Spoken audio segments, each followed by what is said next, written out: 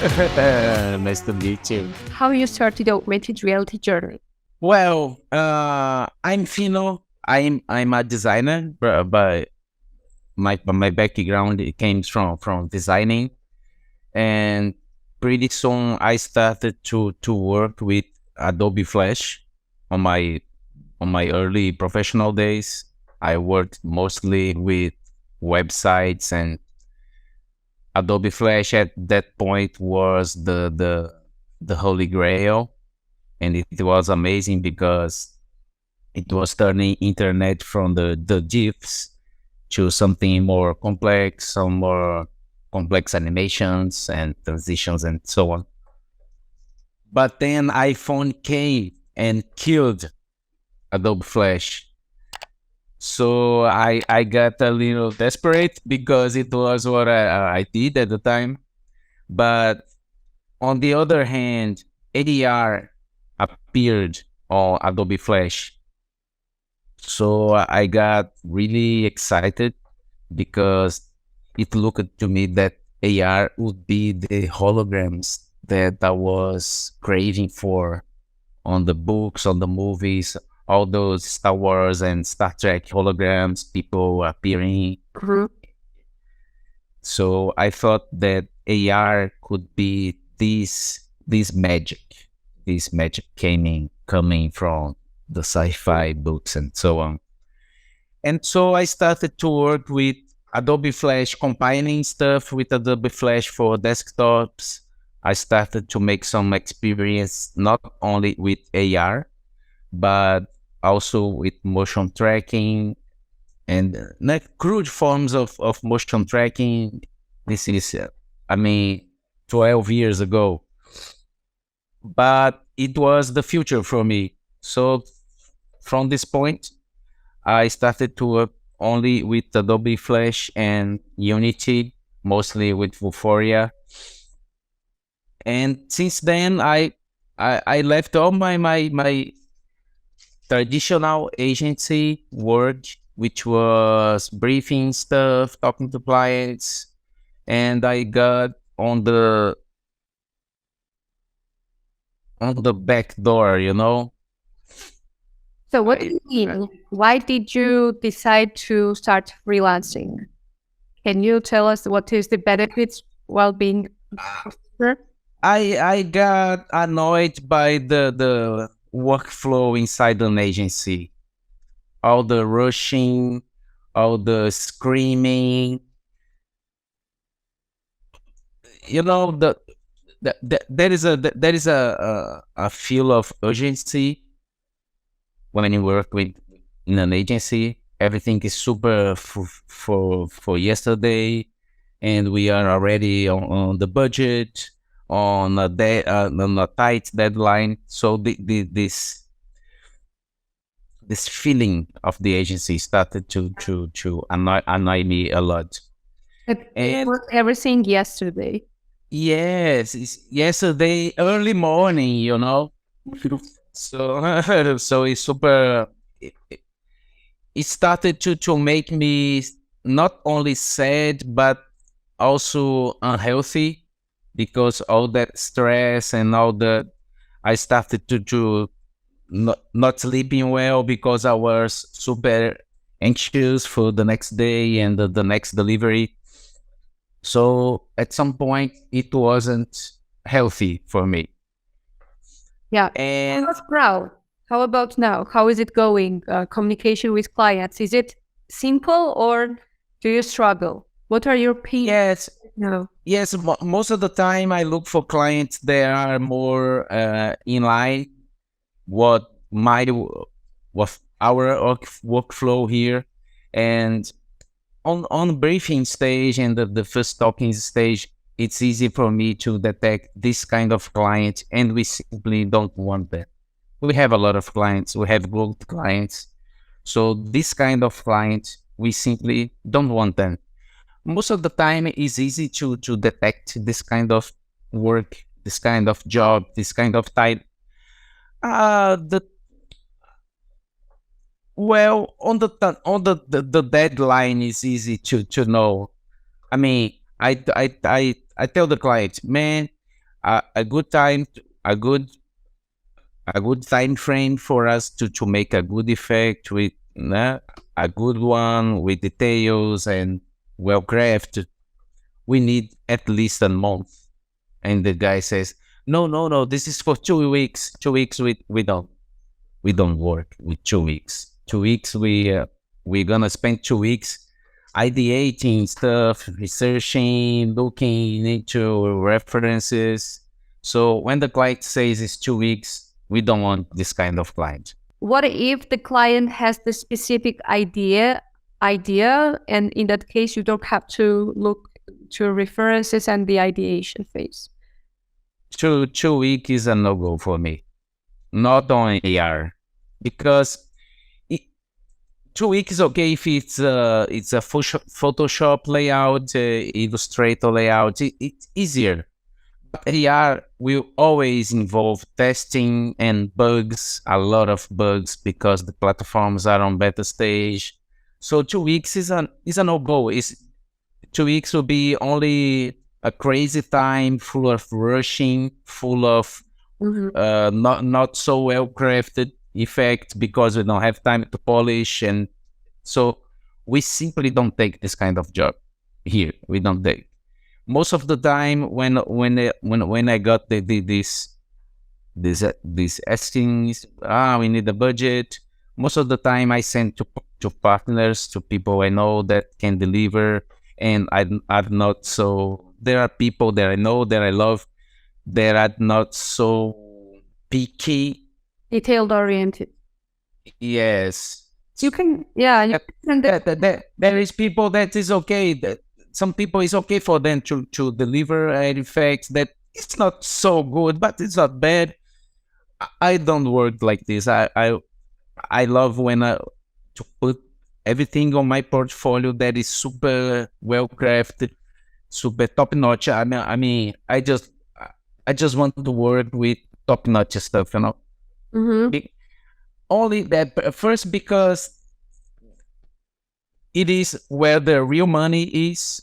Because these 2 weeks jobs, people, it's too little time, so we don't want to pay too much. And I don't want to argue about price and about wages with clients. I don't want to argue. An idea. So clients somehow think that if you don't work for a long time, they don't have to pay a lot, right? Yes, the bad kind, of client. So I love when the client says to me, well, we have this project and our deadline is 3 months. Well, 3 months is amazing. 3 months, we have 2 weeks to research, to decide with the client, what are you going to do? What is the effect? What is the target audience? It's easier to work. And the possibility of making a beautiful, well-made effect is great, because we had 3 months. But with 2 weeks, that there is no time even to approve an effect, you know. No, for approving, you can even have like 24 hours or less, depending on. No, approving the effect. I mean, not on Spark AR, but on the process. On the process that when the client says, "It's amazing, I like it, let's publish." Okay. 2 weeks is not enough. I see. Fino, can you tell us like what are the main steps whenever clients gets into collaboration with you? Like, what do you mean by you start researching? Like, how do you communicate with them? Like, what are the main questions you ask to them? But the main questions is target audience, deadline, and feel. What is the feel of the job? Is something to You mean objective, right? Objectively, yes. What are you trying to do? Is getting new audience? Is getting awareness for something, for some new product? What's the main goal of I see. on the. So, for example, I'm a brand and I want to boost my brand awareness. What types of experiences would you recommend? And For bringing awareness, most mini games are a great way for this, especially when the brand appears sparely on the effect. Sometimes the client just need the brand to be falling with particles and something like that. But I would say mini games are a great tool for awareness, because if it's a fun game, people will keep playing, and people we're gonna share on his stories, and people gonna see, wow, I love this game. Let's play just once, and mini games have this, that people don't play it just once. People play it 2-3 times, and possibly share it because they are proud of the score. Also, on mini games, I always put some kind of high score mechanic, so it keep people getting back to the game to improve score, which is also an amazing tool and easy to implement. Yeah. What else is your favorite categories of your experiences besides the mini games? Besides of my favorites are the shader effects. I mean, can you explain for the target audience who doesn't know what does it mean? Shader effects. I mean, I love the AR effects that are really out of this world. I mean, makeups, it's not for me. I don't hate them. I don't think they are destroying the society. Nothing like that. I just don't like it to do, because I'm not super proficient on makeup designing. But I love the effects that take us out from this world. Effects that really make because makeups mostly try to blend with the real world, and the idea on the makeup effects is that we can detect is an effect. It looks real. It looks like real life, and it is great. It's not bad, but it's not for me. I really like the effects that people see and say, "Oh my God, this is an effect." Everything happening on the effect is super colorful. Something with movement, and when people move, colors get out of the faces. So what? Sorry, but what about your clients? Do they understand these like different experiences rather than just basic effects? You see, the crazy thing is, most of my clients look for me because of this. Because when they want the makeup affected, they don't look for me, because Fino doesn't even have makeup effects on his portfolio. But this kind of effect is super. I mean, I don't even think it's a niche. My kind of effect is not a niche. It's just a category, I think, because there are mini games, there are makeup effects, and there are the effects, the shader effects, the things that right now we're making for a client, which is they have this playing cards, and this playing cards has elemental powers. So we are making an effect that looks like is a mini game that sounds like that card game, and we are taking those those powers from the cards, making it effects. It's getting super beautiful. The client is super super happy, and we are also, because it's getting even better than we thought at first. That's great. So when they looked for me exactly because of the kind of effect I do. Because it's not so much people. It's not I'm not exclusive, but there are not all the AR ecosystem. There are not a lot of people doing this kind of stuff.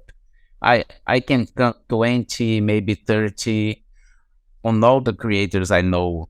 You know, most of the creators I know do different stuff than I do. Mm-hmm. Mm-hmm. So I don't think it's a niche. It's just a category. I see. Can you dive in more into like the main pain points you have with your clients you want to resolve, like for the future and to avoid? Oh, the main pain points. I mean, this deadline factor is something that I really love. I hope for a world where clients don't have 2 week deadlines, which is sad because sometimes I want to do that effect. I love the briefing. The job looks amazing, but it's too hard to work with tight deadlines. And You're gonna whenever mostly deliver something with low quality. and do they understand whenever you explain to those kind of clients that you need? Sometimes, I mean, right now, this year, I got a lot of clients that already know what AR is. It's getting better because 3 years ago it was a nightmare. The agencies simply don't know what AR was.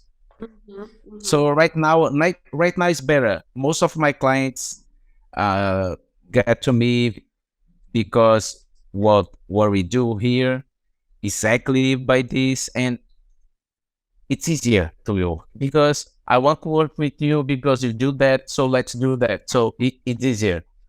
Right now it's easier. A main point would be deadline, and another one would be knowledge of the client about the ecosystem. Yeah. I mean, sometimes people get to me, we have this amazing idea.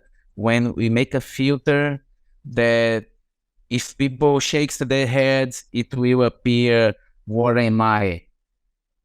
And it's amazing because they don't know it. So, but they saw this trend over the internet and they think, this is amazing. I love it. Everyone loves it. Let's do it. But it was 6 months ago or 1 year ago, and it won't work. And sometimes the clients don't believe you. I said, me, for your brand, for this campaign, this won't work. But the client wants. It's not the client. The client doesn't even know what the agency is doing. What would you recommend to those kind of creators who are just starting right now, and like how to decide which filter will work for brands? That's a tough one. I would say study a lot, test a lot, and research a lot. I mean, most of my ideas for effects comes from research. Looking a lot of filters. I mean, if it's a fashion client, I'm gonna go for the creators that I know that work with fashion. I know a lot of them, so I'm gonna take a look of their work. Sometimes I will even talk to someone, ask them some ideas. It's nice because I have a lot of friends on the ecosystem. I wouldn't say I mean, I have a lot of friends that creates and make that stuff. So I would say research a lot, study, and have a lot of patience on the way, because the way sometimes is super hard and super frustrating. But in the end, it it it's worth it. On the end of the day, it worked. So I wanted to ask you about the promotion of experiences, promotion of effects. Like one thing is content creation, and it's super easy to whenever like people love it and it goes viral, and it's like snowball effect. But See. yeah, but how can you help with the promotion? Do you also provide some advices, and what are these advices? How to promote effects?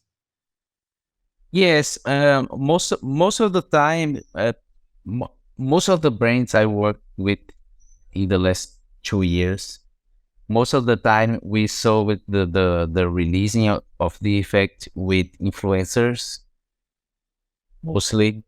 I mean, I worked with this as we work with effects and all surreal stuff. I got a lot of video game industry effects in the last 2 years. So in the video game industry, it's kind of easy to show the effect because they have the streamers, and the streamers are mostly influencers. So most of the time we hired some of them on make some partnerships with them so they could use their effects. And sometimes it was snap camera effects, which is super easy because they're gonna be using the effect while playing. But most of the time it's just influencers talking in stories about the effects and the brand and the new toy they are bringing us to play with. Mm-hmm. Influencers, I would say, I think it's the easiest way to promote an effect right now. Influencers. I see. Can you recall some other like pain points besides collaboration with clients? What pain points do creators still have today, which can be resolved and it is not resolved right now? Well, I think that the main point is the clients, mostly agencies.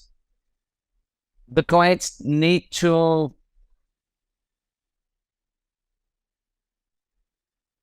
get deeper onto the AR ecosystem. Mm-hmm. I think clients need to know what are we doing here, because the agencies are so well accustomed with billboards and Mm-hmm. web banners and that stuff, and AR is super new for them. So What type of perfect. agencies are contacted you? Mainly advertising or marketing or? Mainly advertising, because I was on agencies for 15 years, so I know a lot of people on. And it's crazy because some of my clients are old friends that work on another agency and say, Fino, you are doing effects. They need to, let's make an effect for us. So most of the time they don't even know what the effect is, or what kind of reach Mm-hmm. it can get for the client.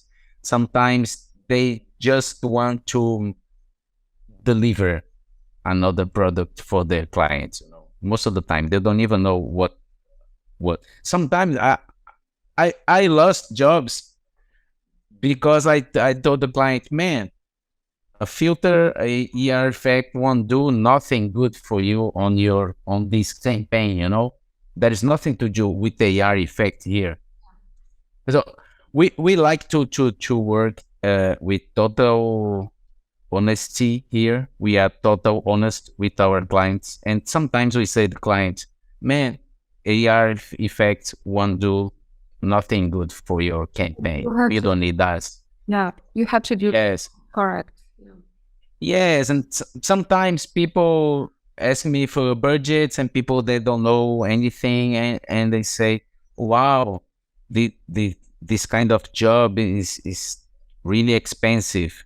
I mean, I see. Well, if it's out of your budget, I can recommend you because this is not the market price. This is our price. Yeah, but can you I can you tell now through this video, like how much work lies behind the curtains? Because them to understand like how much time, how much people, how much skills are needed to make Yes. good and effective effect.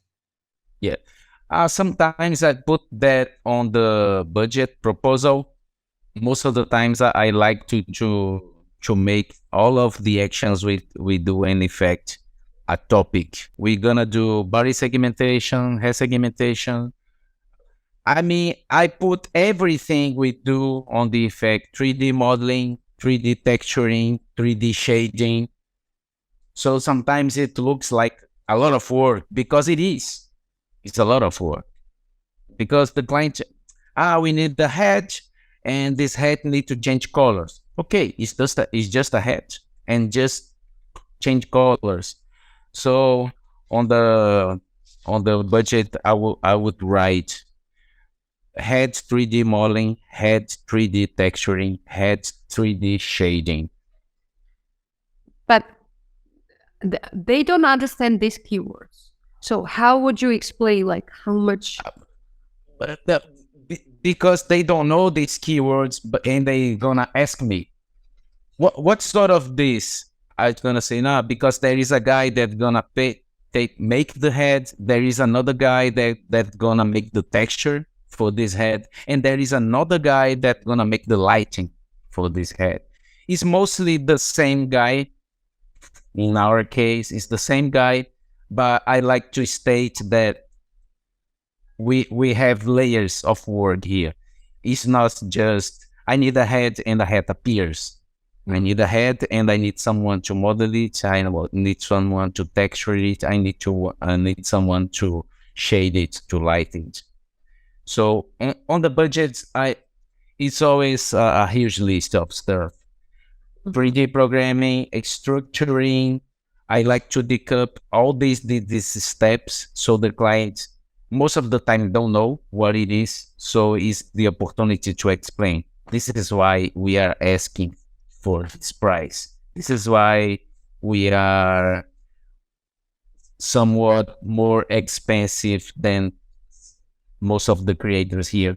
Most of my friends have lower prices than me, most of my friends, because I just want to work with top tier clients and top tier jobs. That I don't even need to be a super high budget, but I like to work with well crafted stuff. I like to deliver top tier stuff. So we are super picky on the clients and on the jobs we take. I see. So, but what you would recommend to those creators who are just starting right now? That's it. Have a lot of patience, because the clients will punish you a lot. But most of the time, we're gonna get some insights and advices from the jobs, even if they go wrong. Even on these times, you're gonna get some advices, gonna take some knowledge, gonna learn something.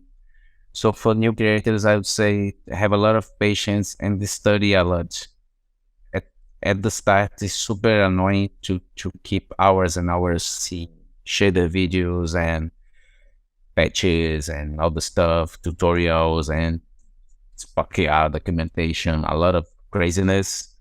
But 2 years after 2 years, I say that I learned a lot because I was already a AR professional, but in these last 2-3 years, I learned a lot. I learned really a lot. Like I'm a new professional.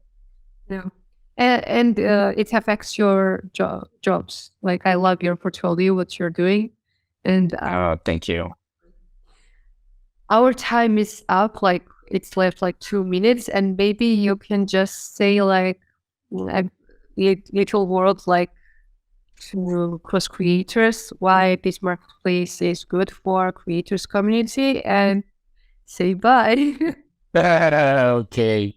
Well, Cross Creators is one of the things that appeared on the AR ecosystem. That is the kind of marketplace that is good for everyone, because for cross creators is amazing to have a lot of creators on their ranks, and for creators it's amazing to have someone make them visible and somewhat directly jobs for them. I think is a win-win situation where I don't know how can I call cross creators? Can I call cross creators an agency?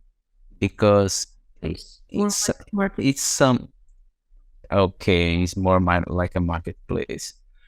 Yes, it's a win-win situation because it's like Ouroboros, Uh, Mm-hmm. you show creators, and the creators bring more buyers and so on. It's like a The cross creators make money whenever creators are making money. So exactly exactly. It's a nice way to see. It's a super nice way. so super nice talking with you. Thank you so much. Have a nice You're welcome. Thank you for inviting me.